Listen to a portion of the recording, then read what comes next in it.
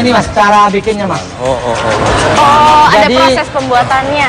Setiap pengunjung di sini Ustadz sama Mas Tukul dan Mbak, Iya. ini kita dibimbing oleh tour guide-nya di sini. Oh, ini. Nah, ini sejarah singkat pembuatan tadi yang saya sampaikan. Ini penulis, itu yang pertama saya nulis dulu, Ustadz. Itu tahun 2002. Lalu setelah ditulis di jiplak di atas kertas kalkir, dijiplak, kemudian disiapkan papan-papannya. Papannya dari beberapa keping, dijadikan satu jadi lebar. Lalu jiplakan itu, kalau tulisan asli tangan saya ini kan disimpan. Lalu dijiplak, ditempelkan di sini. Oh, yang kalkiran tadi itu Kalkirnya diukir, itu yang baru ya. diukir, dipahat. Setelah saya tulis, diperiksa. Setelah dijiplak, diperiksa. Setelah dipahat, diperiksa. Karena ketika tulisan saya benar, sudah benar, begitu dijiplak ada kesalahan, titiknya hilang. Nah, ibarat kumis Mas Tukul hilang satu.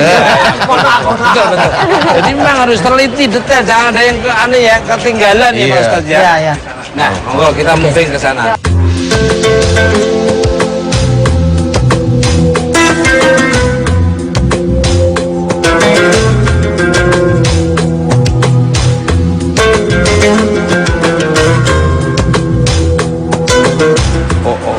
Ini diawali dari sini, Mas.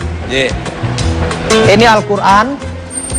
Lalu di sebelahnya ini Al-Fatihah. Al-Fatihah. Ini bukanya dari sana. Selesai Al-Fatihah, waladhdallin amin, baru masuk surat Al-Baqarah. Masuk surat Al-Baqarah. Luar biasa sekali. Ini kayu apa yang dibikin ini? Yang dipakai. Ini kayunya namanya kayu trembesu, bukan trembesi. Oh, beda lagi. Beda. Lebih kekuatannya Trembesu lebar. itu sama dengan jati. Nih. Dan ini sudah mulai langka, Mas. Barang langka ini. Pak Ustadz, gimana kalau dibikin dari kayu itu tidak apa-apa ya? Insya Allah Yang tidak apa-apa. dibolehkan apa? Sebenarnya Al-Quran itu yang tidak dibolehkan begini. Kalau beliau kan memang satu memang dari mimpi boleh karena itu baik. Kedua, saya sangat setuju. Ini kan pesantren, Mas. Jadi barangkali beliau punya program itu membaca Quran di sini atau di situ dan itu boleh. Ya. Karena memang wajibnya Quran itu dibaca. Dibaca. Jangan kita itu umpamanya nggak usah seperti ini. Kita beli Al-Quran yang kemarin saya lihat itu harganya 1,2 miliar. Wih, Al-Quran ada di Subhanallah. memang dikeluarin itu. Tapi kalau itu hanya untuk ini aku punya Quran seharga itu, ini sombong, ini riya. Tapi tidak digunakan ya Pak kalau Ustadz, tidak ya? digunakan untuk membaca. Makanya kalau beliau tadi Pak Ustadz ini ditulis dari mulai bukanya Fatihah, Al-Baqarah dan seterusnya. Apalagi ini kan pesantren, jadi murid-murid pesantren sendiri bisa membaca lewat sini. Dan inilah yang dinamakan rahmat, malah boleh. Oh ya Pak, untuk pembuatannya ini ya, untuk satu kepingnya ini kan bolak-balik nih ya. Itu sampai berapa lama dan berapa karyawan, berapa orang sih yang bikin? jadi satu keping ini 2 lembar, Iya. persis dengan Al-Quran biasa. Iya. Halamannya juga sama, tidak berubah. Nah, itu dikerjakan pertama penulis, kemudian penjiplak tadi, kemudian yang ketiga adalah pengukir, yang keempat adalah finishing.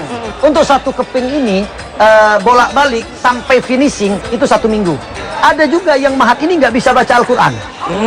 Dan alhamdulillah selesai Malu-maluin. Ntar dulu. Selesai Al-Quran, selesai dipahat, dia bisa baca, Mas Tukul. Wah, subhanallah. Subhanallah itu subhanallah. Itu kayak kursus paling cepat adalah sambil membuat, sambil membaca. Betul. Berarti Mas Tukul tidur sini, Mas. Alhamdulillah. Tidur sini, apalagi di atas. Iya. 30 juz apa langsung. Bukan masalah itu, Ustaz. Begini masalahnya, kalau Mas Tukul tidur sini, yang saya khawatirkan, ini nggak kuat tiangnya. Ini dari Mas Tukul nanti, Ustaz. Ya. Nah, mohon izin kalau diizinkan. Oh, boleh. Jadi kita mulai dari sini, turun, nanti masuk ke dalam Al-Quran. Fadol. Monggo maksudnya Mas Tukul. Seperti apa tingkatan dan ada apa saja yang tertinggal. Itu terus. Mis Tukul.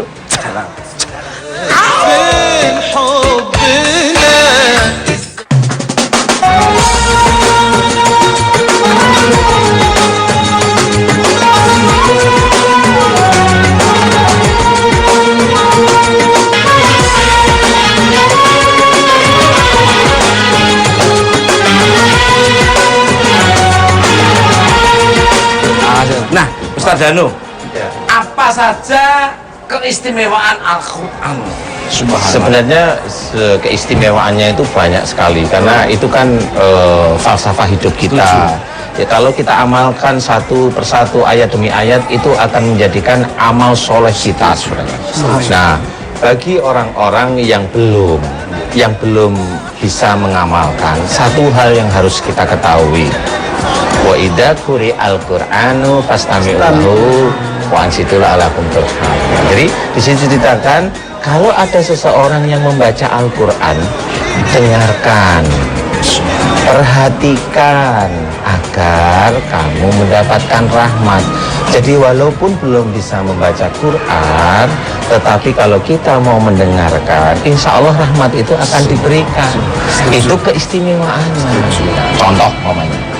Kalau kita itu mendengarkan, walaupun ini siaran nih Mas Tukul, beliau tadi menceritakan tentang istilahnya bahagianya menciptakan seperti ini. Saya tidak bercerita bangga, bahagia. Betul. Karena pada waktu beliau nanti diambil oleh Allah Ta'ala dan ini manfaat, ini ilmu yang tidak akan lekang.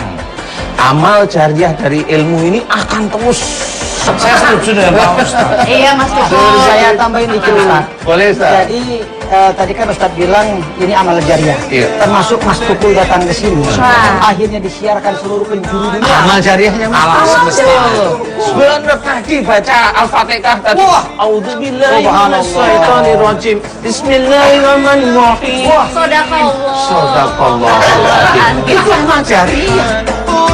Muhammad Cheng Ho itu adalah laksamana dari Cina. Pada waktu itu terkenal dengan memberantas perompak di laut.